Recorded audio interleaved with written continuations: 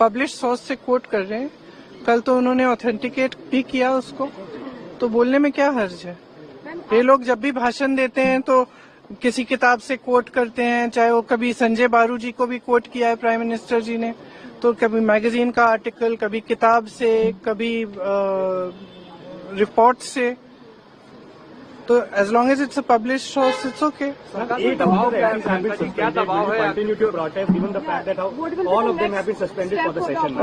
Of course, because please understand, this is not just a case of the leader of the opposition not being allowed to speak. This is a fundamental issue of democracy and of the way the parliament works. ये जो संसद है, ये मंदिर है लोकतंत्र का। इसमें पूरे देश की आस्था है। देश का एक एक नागरिक इसमें आस्था रखता है। किस चीज में आस्था? लोकतंत्र में आस्था। लोकतंत्र का मतलब क्या है?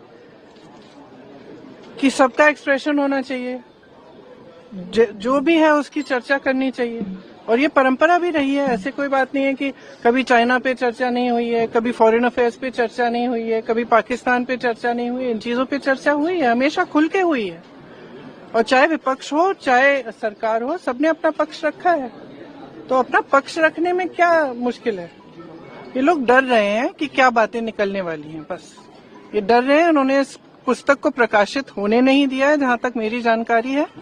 इस पुस्तक में ऐसी चीजें लिखी हैं जो दिखाती हैं कि प्रधानमंत्री जी का क्राइसिस के समय, जब चीन की सेना हमारे बॉर्डर पे थी, क्राइसिस के समय हमारी जो टॉप लीडरशिप है, हमारे प्रधानमंत्री जी, हमारे गृह मंत्री जी, हमारे रक्षा मंत्री जी का क्या रिएक्शन रहा, उन्होंने क्या कहा, क्या नहीं किया और कैसे किया।